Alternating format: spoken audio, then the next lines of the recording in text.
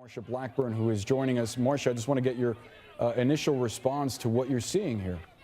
I think, like everybody else, you realize that this kind of disruption has no place in a civil society, and I know that the law enforcement officials and the first responders there in Charlottesville are on the ground and doing their best to contain this and to disperse people. Marsha, I did want to ask you about some of the coordinated groups that are out there. It appears that several people there are clearly prepared for a fight. It did not appear that they were there for a peaceful protest. What do you have to say to those groups? I think that this has no place in a civil society. And, you know, it doesn't matter if protesting comes of this nature that turns violent, if it comes from the right or the left. It is something that just has no place. And my hopes and thoughts and prayers will be with those local officials that are trying to contain this, because the city made a decision. They've got the right to make the decision, and they have the right to move forward. Now, Marsha, we saw a march, a white nationalist march last night with tiki torches. More than 1,000 law enforcement and first responders were put in place to respond to this. We knew something was coming, but we haven't heard from the president on this. Do you think it's time that he put out a tweet or some kind of statement condemning this violence? Yeah, you know, I have not talked with the president or his team. I would think that he is probably monitoring some of this. I do think that he is also monitoring very closely what is happening in North Korea and the concerns that are there with North Korea and the situation that is happening there. I was in one of my military communities yesterday, and I can tell you, they, as they watch what is happening in the Middle East, they're also watching very closely what is happening in North Korea. And Congresswoman, just out of curiosity, it looks like the crowd is dispersing, but from what you're watching now, what would give cause for the National Guard to be deployed in a situation like this? You know, I am not on the ground there, so I have no insight into the decision-making process that is taking place in Charlottesville.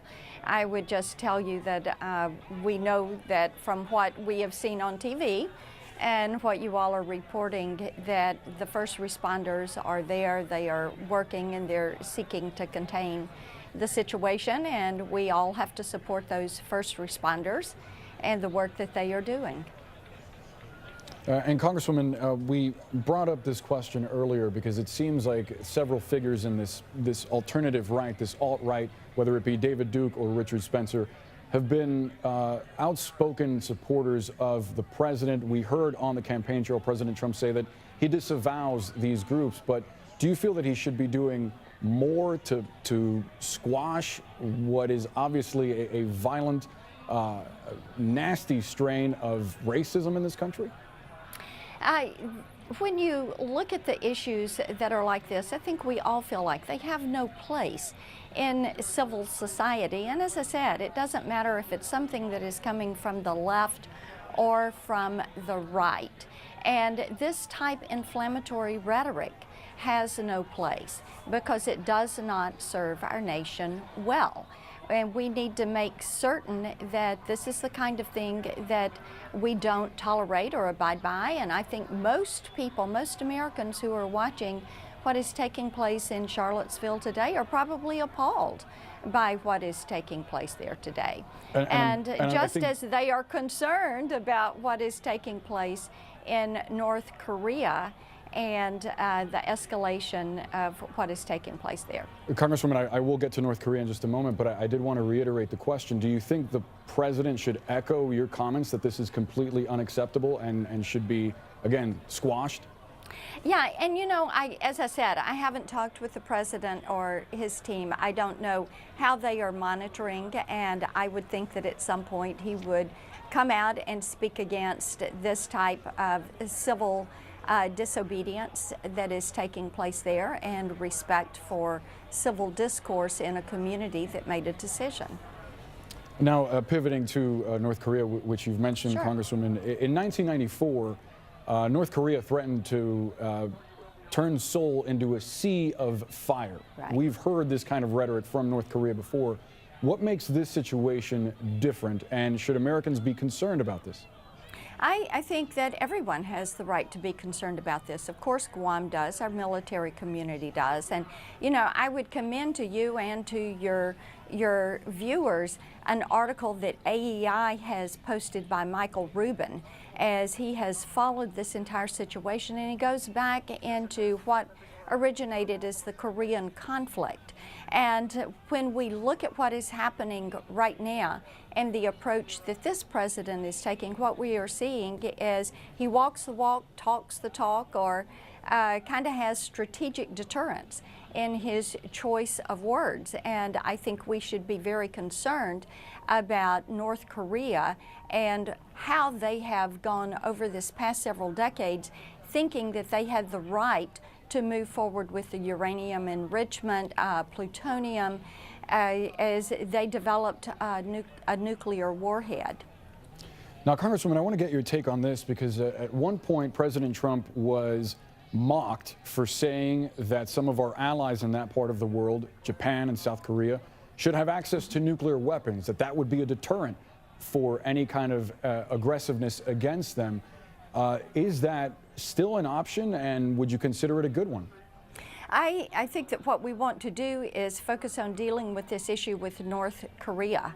And as we hear from the governor of Guam, and as we hear from the other ASEAN nations and our allies, they want to deal with that issue in North Korea. I don't know.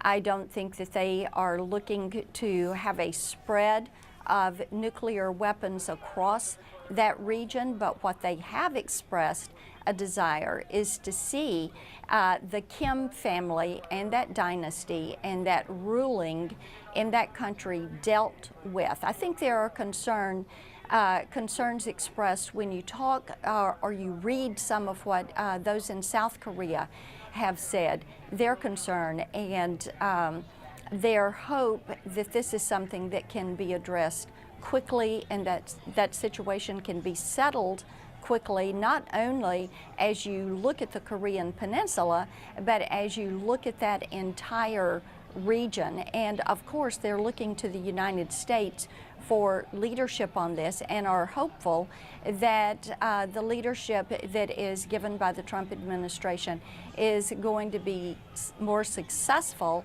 in deterrence than has some of the past decades of leadership that has come, where you would see the situation tamped down and then it kind of percolates up again. And I think what they would like is to finally have this resolved. Yeah, a newly elected President Moon in South Korea said that he's open to direct talks with the North, kind of a different tone that we're hearing from the president. But I want to move back to these protests in Charlottesville. We're seeing still what appears to be violence and people fighting. I want to bring up this tweet just a few moments ago from Chelsea Clinton. She writes, "Mr. President, ? We're assuming that she's talking about what's unfolding right now in Virginia and asking why the president has yet to respond to it. Give us your response to that. I am certain there are many people that are going to want to hear what the president has to say about this. As I said, you know, you're asking me to respond to something that I really do not know how he is monitoring, who is monitoring with him, and what he will have to say. All I can say is that I think most Americans are absolutely appalled and are disappointed to see this type disruption on the streets of Charlottesville. Congresswoman, I think that's a fair point that you're not exactly sure what the president is watching right now, but I do want to push back a little bit because this is just one of many recent events that have exemplified the divisions within our country. You could point to the shooting of Representative Steve Scalise. You can point to other symbols of unrest and violence in the streets. Sure. So what would you like to see happen next for obviously two sides that are very far apart come together? Yeah. I would love to see a return to civil discourse. And whether it's the events that you just articulated, or this morning, I was at a farmer's market and got yelled at twice. And the people that were standing around me, even the guy that was selling me corn, turned to the gentleman and said, you know, this just has no place. And I think everyone is just a little unsettled when they hear that type rhetoric. Our nation has been so well served by robust political debate and by making the statement that we agreed to disagree, but that we're going to find a resolution for the good of the country. And this goes back through our nation's history. And it is how this nation has stood strong and resolute for the cause of freedom. And at this point in time, coming together, working to resolve these issues is what people want to see, whether it's health care or tax reform or Joe Kennedy and I just did a bill for over-the-counter hearing aids. And when people see that you are seeking to work together and find resolution, that is what they're going to be supportive of. Yeah, it certainly feels like history is repeating itself with Yes. talk over a nuclear war and fights over race in the streets. Unfortunately, and let's hope we learned some lessons and not repeat bad actions. Let's certainly hope so. Congresswoman Marsha Absolutely. Blackburn, Republican from Tennessee, thank you so much for the time. Delighted to be with you. Thank you. Thank you. I want to turn now to